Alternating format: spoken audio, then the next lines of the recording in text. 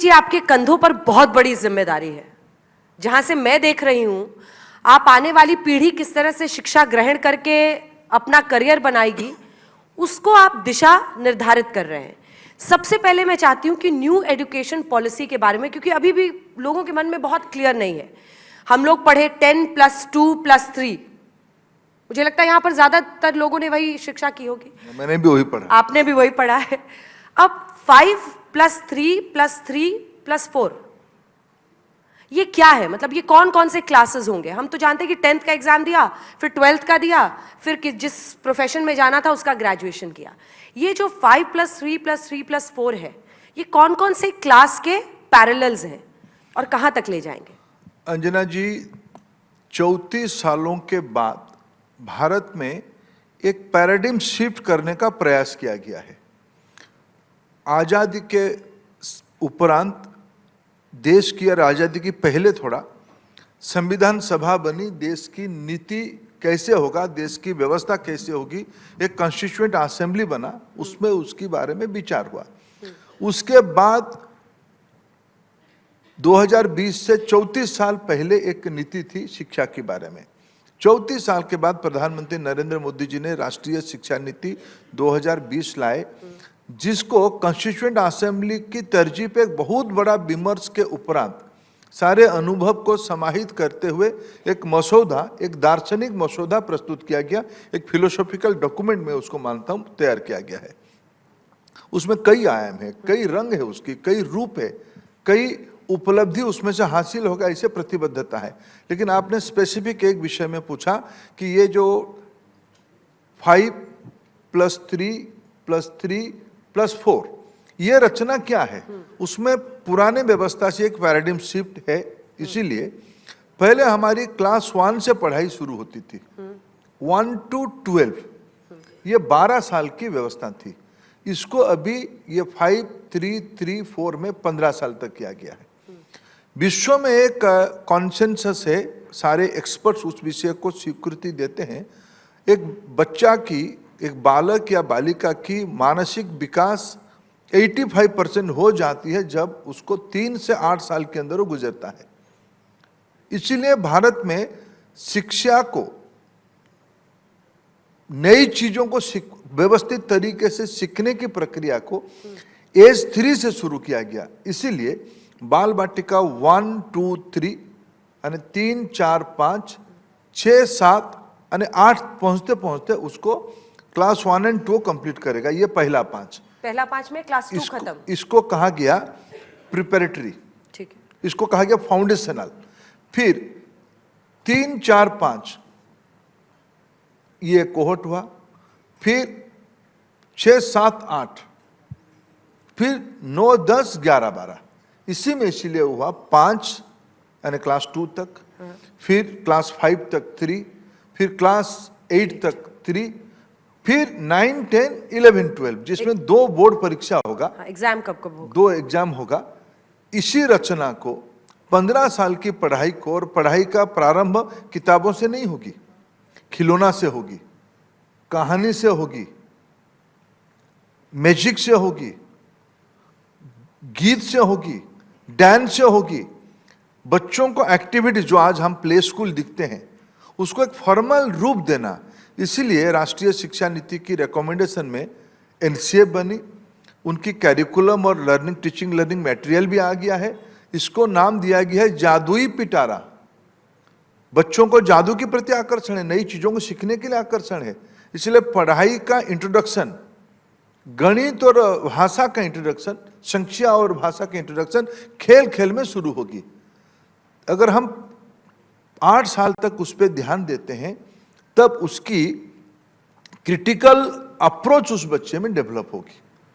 Rote learning से लेके वो क्रिटिकल थिंकिंग की ओर जाएगा। ये इस राष्ट्रीय शिक्षा नीति की एक प्रमुख रिकमेंडेशन है। देश भर में उसकी इम्प्लीमेंटेशन शुरू हो गई है। सीबीएसई ने अपने स्कूल्स में, केंद्रीय विद्यालय और कई राज्यों ने उसको अडॉप्ट करने की काम शुरू कर दिया है। इसकी लाभ आने वाले 3, 4, 5 साल के अंदर दिखने को मिलेगा। ये आरोप लगता है, आपने जैसे जादुई पिटारा शब्द बोला, कि आप जो मौजूदा शिक्षा व्यवस्था है उसका हिंदीआइजेशन कर रहे हैं। आप हिंदू सांस्कृतिक राष्ट्रवाद को, जो आपकी पार्टी की मूल विचारधारा है, उसको आप शिक्षा व्यवस्था में उसका समावेश कर रहे हैं। इस पर आप क्या कहें? देखिए अंजना जी, ये आप जज हो, मैं क्या करूं? मैं आपकी जजमेंट में गुनहगार बन जाता हूं। ऐसा नहीं है अंजना जी। मेरे मातृभाषा उड़ीसा है। मैं पिछले 40 साल से मेरे विचार परिवार में एक सामान्य कार्यकर्ता से यहाँ तक पहुँचा हूँ। मैं कोई किसी के बहकावे में यहाँ नहीं आया हूँ, इस विचार के साथ नहीं जुड़ा हूँ। मेरे प्रतिबद्धता, मेरे स्पष्टता में समझ के यहाँ आया हूँ। मेरे विचारधारा, मेरे राजनीतिक व्यवस्था कभी कोई हिंदी राष्ट्रवाद को लाता नहीं है। लाता तो धर्मेंद्र प्रधान यहाँ नहीं आता। ये बात मैं बहुत नम्रता के साथ, स्पष्टता के साथ कहता हूँ। राष्ट्रीय शिक्षा नीति ने उस विषय को बड़े स्पष्ट किया है। आज प्रधानमंत्री मोदी जी कहते हैं भारत की सभी भाषा, सभी मातृभाषा, सभी स्थानीय भाषा, all language are national language. आज तो हम काशी तमिल संगमम करके दुनिया की सबसे पुरानी भाषा को उतना ही महत्व देते हैं जितना हिंदी को देते हैं। आज ओहमिया भाषा, पंजाबी भाषा, मराठी लैंग्वेज, मलयालम, तेलुगु, कन्नड़, गुजराती, बंगाली, उड़िया, मराठी, ये सभी भाषा को इक्वल इंपॉर्टेंस है राष्ट्रीय शिक्षा नीति में, जितना हिंदी को है या अन्य भारतीय भाषाओं को है। 22 शेड्यूल लैंग्वेज में आज सारे रचना की जाती है। हमने जादुई पिटारा को बहुत सोच समझ के कहा है। हमें कोई नामों में आप विषय नहीं है, विषय है तत्वों में। कहानी तो सभी भाषा में होगा। अभी तो हमने भारत की आदिवासी भाषाओं में भी प्राइमर बना रहे हैं। इंटरलिंकिंग लैंग्वेज की संबंध क्या है उसके बारे में शिक्षकों को और बच्चों के लिए टीचिंग लर्निंग मटेरियल बना रहे हैं। भाषा पिछले 70-75 सालों में एक राजनीतिक पॉइंट स्कोर करने की बिंदु बनी। आज मोदी जी के नेतृत्व में भाषा यूनिफायर है, संयोजक है, जोड़ने वाली तत्व है। यह हमारी सभ्यता की प्रमाण आधारित तथ्य है। आज राष्ट्रीय शिक्षा नीति उसी को ही रीइंफोर्स किया है। यही है भारतीयता। एक आरोप जो आप पर लगता है, क्योंकि जब भी बदलाव होता है तो उसका विरोध भी होता है, उसकी निंदा भी होती है, बहुत लोग उसकी सराहना भी करते हैं। जब से विपक्षी गठबंधन इंडिया बना है तब से भारतीय जनता पार्टी और मौजूदा सरकार का सारा फोकस हो गया है कि भारत शब्द का इस्तेमाल हो। इंडिया वर्सेस भारत एक डिबेट देश में छिड़ गया है। बीच में ऐसी खबरें भी आई कि क्या इस तरह का बदलाव किताबों में भी हो सकता है। ये इंडिया वर्सेस भारत वाले डिबेट में बतौर शिक्षा मंत्री आप कहां खड़े हैं? देखिए, मैं इस पूरा वितर्क को एक हमारी भारत की सभी भाषाओं में उसकी शब्दावली अलग अलग होगा, लेकिन मेरे उड़िया भाषा में भी वही है और शायद संस्कृत में भी वही है। कूप मंडुक, कुएं की मेंढक। कुएं की मेंढक को अपने ही कुएं की जो परिसीमा है उसी को ध्यान में आता है। देखो, भारत और इंडिया की कोई डिबेट हो ही नहीं सकता है। भारत अनादि काल की शब्द है, भारत की परिचय है। हजारों साल पहले इस भूखंड को आप किसी भी ग्रंथ में जाओ, जो वर्णन किया गया, इसके नाम क्या कहा गया है? इसकी नाम भारत ही कहा गया है। चलो अंग्रेज आए, वो अपना सुविधा में इसकी नाम इंडिया कहे, और हमारी संविधान सभा उसको वितर्क विमर्श करते हुए कहा India that is Bharat. Bharat को ही इंडिया कहा गया है। और आज हम 75 साल आजादी के बाद जब प्रधानमंत्री जी कहते हैं कि हमें गुलामी की मानसिकता से बाहर आना पड़ेगा। आफ्टर ऑल ये 1835 में मैकोले कोई भारत की या इंडिया की बहुत बड़ा लोक कल्याण के लिए उन्होंने एक पद्धति बनाई थी क्या? ये तो मिनट्स में है, इतिहास की वो हिस्सा हो चुका है। भारत को लंबे समय तक गुलामी में रखने के लिए, अर्थनैतिक रूप में शोषण करने के लिए जो मसौदा मैकोले ने बनाया था, उसी की उपज है ये डिबेट भारत और इंडिया की। मैं नहीं मानता हूं ये कोई डिबेट है। हमें कोई परहेज नहीं है इंडिया कहने में। हमें कोई परहेज नहीं होनी चाहिए किसी को भारत क्यों कहा। और कुछ लोग अगर इसको एक सीमित दृष्टि से दिखना चाहते हैं, राजनीतिक चश्मे से दिखना चाहते हैं, वो कुपमंडुक है। मैं उनको क्षमा करता हूं, उनको मैं इस वितर्क में नहीं जाना चाहता हूं। ये सभ्यता को ही अपमानित करने की बात होगा अगर हम इस डिबेट को बढ़ावा देंगे। आज हम गुलामी की मानसिकता से बाहर आना चाहिए, आत्म स्वाभिमान के साथ चलनी चाहिए, आत्मनिर्भर होनी चाहिए। डीकोलोनाइज आज एक एजेंडा बन चुकी है इस सभ्यता की, देश की, इसलिए मैं इस विवाद को बेबुनियाद मानता हूं। ब्रिटिश कॉलोनियल एरा से जरा सा पीछे आपको मुगल एरा में अब मैं ले जाना चाहती हूँ। क्या मौजूदा सरकार ये मानती है कि या सोचती है कि मुगल इन्वेजन्स, आक्रांताओं के बारे में बहुत ज्यादा लिखा गया है? ये आरोप विपक्षी पार्टी लगाते हैं कि आप लोग भारत के हिस्ट्री, इतिहास के कुछ हिस्सों को किताबों से हटाना चाहते हैं मुगल एरा के बारे में। पहले उस पर आपका जवाब, फिर आगे बढ़े। अंजना जी, मैं कोई भी चीज को छोड़ना नहीं चाहता हूं। एक बात स्पष्ट करूं, मैं एक थोड़ा क्रोनोलॉजिकली जो हो रहा है शिक्षा विभाग बतौर शिक्षा मंत्री मैं आपकी माध्यम से देश के सामने रखना चाहता हूं। पार्लियामेंट में भी मैंने इस विषय को स्पष्टता से पिछले दिनों में भी कहा, कि इस सत्र में भी कहा है। देखिए, अभी स्कूली पाठ्य पुस्तक क्लास 2 तक बन चुकी है, टीचिंग लर्निंग मटेरियल और पाठ्य पुस्तक 1 और 2 का बन चुके हमने लोकार्पित कर दिया, जिसको हमने जादुई पिटारा कहा। 3 से 12 तक पाठ्य पुस्तक बनने की काम चल रहा है। इसलिए अभी तो कहना उचित नहीं कि किसको हमने जोड़ा, किसी को छोड़ा। अभी तो चाहे आए ही नहीं पब्लिक डोमेन में, इसीलिए वो आशंका बेबुनियाद है। अब आने दीजिए। लेकिन इसमें से मैं कुछ स्पष्ट करना चाहता हूं। हम किसी को छोड़ना नहीं चाहते, हमें कोई सरल रेखा को मिटाने के लिए कोई आवश्यकता नहीं है। हमें लंबी रेखा खींचने की आवश्यकता है, लंबी रेखा।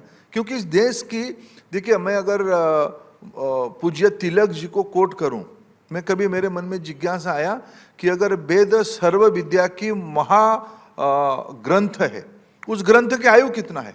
किसी के मन में डिस्प्यूट नहीं है कि वेद हमारी सबसे पुरानी ग्रंथ है, गीता उसकी उपज है, उसकी आयु कम से कम 8000 साल पुरानी है, माननीय तिलक जी ने कहा है, पूज्य तिलक जी ने कहा है।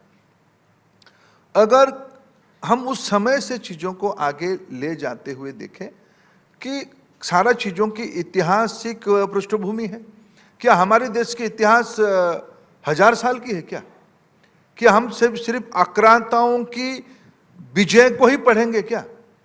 क्या हमारे पुराने सभ्यता, जिसमें विज्ञान था, जिसमें कला था, जिसमें संपन्नता की उत्कृष्ट स्थिति थी, उसकी उस अर्थनीति को नहीं पढ़नी चाहिए? ये विवाद क्यों हो रहा है? कल मैं लोकसभा में 2 दिन पहले और कल राज्यसभा में एक तेलंगाना में एक ट्राइबल यूनिवर्सिटी की अनुमति लिया, स्थापना करने की अनुमति लिया। उस यूनिवर्सिटी के नाम रखा गया समक्का सरक्का यूनिवर्सिटी। मैं पूछना चाहता हूं, क्या इस देश की समाज शास्त्र के विद्यार्थी जानते हैं समक्का सरक्का क्या है? समक्का सरक्का भारत की केंद्रीय इलाका में, तेलंगाना के इलाका में, जिसमें कर्नाटका, मध्य प्रदेश, महाराष्ट्र, छत्तीसगढ़, उड़ीसा, झारखंड, ऐसे सारे इलाका की आदिवासी लोग इस समक्का सरक्का माँ बेटियों के साथ भावनात्मक दृष्टि से जुड़े हैं। वहां एक मेला होता है, उन्हीं के नाम पे हमने यूनिवर्सिटी लिखा। क्या उसको हम लेके आएंगे तो किसी को छोड़ेंगे क्या? हम तो जोड़ने वाले लोग हैं। क्या आप जानते हैं बाजी राउत कौन है? आप जानते हैं बाजी राउत कौन है? बाजी राउत उड़ीसा का एक लड़का है जो 13-14 साल में अंग्रेजों के साथ लड़के गोली खाना पसंद किया, अंग्रेज सैनिकों को नदी पार नहीं किया। क्या आज वो इतिहास का हिस्सा है क्या? इतिहास का हिस्सा नहीं है। क्या इसको आज पढ़ाई में लाना नहीं चाहिए? उस गौरव को लाना नहीं चाहिए? हम आने वाले 26 दिसंबर को वीर बालक दिवस मनाने का फैसला किया है। किसकी स्मृति में हम वीर बालक दिवस बना रहे हैं? दोनों गुरुपुत्रों को मुगलों ने सर कलम कर दिया, उनकी शहादत से इस देश की बुनियाद बनी है। क्या उन बालकों को हम याद नहीं करनी चाहिए? क्या उस सत्य को हम तथ्य में परिवर्तित करते हैं तो किसी को हम छोटा करते हैं, किसी को हम नया जोड़ते हैं क्या? हमें लगता है कि मैकॉले पद्धति के मैकॉले मीड से ग्रसित कुछ मित्रों ने भारत की आत्मा को छोटा करने के लिए जो रचना षड्यंत्र हुई थी, उसी जाल में फंसे हुए थे। आज हमें अवसर मिला है 21वीं सदी में, जब हम कहते हैं कि हमारी राष्ट्रीय शिक्षा नीति एक दार्शनिक तत्व है, अभी 2 दिन पहले ईरान की एक थिंक टैंक की जिसकी नाम है सादी फाउंडेशन, जो पर्शियन लैंग्वेज की एक हमारी केंद्रीय साहित्य अकादमी की ततुल्य संगठन आप मानिए, उनकी प्रमुख आए थे मिलने के लिए मेरे को। मैंने जिज्ञासा बसत पूछा कि भाई आप कैसे मिलना हुआ, आप आए कैसे? मेरे को साहब मैं एक किताब लेके आया हूं, जिस किताब की नाम है सियासते मेली अमुजेस। मैंने पूछा इस किताब की अर्थ क्या है? बोले ये भारत के बारे में किताब है। बोले किताब की नाम अर्थ क्या है? बोले कि राष्ट्रीय शिक्षा नीति। अंजना जी, आज दुनिया की ईरान, मैं नम्रता के साथ कहता हूं अन्य कोई देश ने, ईरान ने भी आज भारत की राष्ट्रीय शिक्षा नीति की किताबों को, पॉलिसी पेपर को अनुवाद करके हम क्या कर सकते उसमें वो पोजीशनिंग कर रहे हैं। और मेरे देश में कुछ मैकोले विचार प्रभाव में विश्वास करने वाले लोग कुछ इस बड़े कामों को छोटा करने का प्रयास करते हैं। प्रजातंत्र हैं, उनको अपना काम करने दीजिए। देश उस मिजाज में अभी नहीं है, देश आगे लंबी छलांग लगाने के मूड पे आ चुका है। हम अपना काम करेंगे, जिनको हम कह रहे हैं प्रजातंत्र है उनको अपना काम करने दीजिए। यूनाइटेड अरब एमिरेट्स में भी आप वहां पर गए थे और सीबीएसई का एक दफ्तर वहां खुल रहा है जी। हमने अभी और आईआईटी भी खोले, अफ्रीकी देशों में आईआईटी खुल रहा है। हम विश्व की अच्छे इंस्टीट्यूशंस को भारत में लाने का न्योता दे रहे हैं, इसके लिए पॉलिसी बनाए। शिक्षा तो हम तो भारतीय व्यवस्था में हम तो विद्या को दान मानते हैं, विद्या दानम सबसे पुण्य काम हम मानते हैं।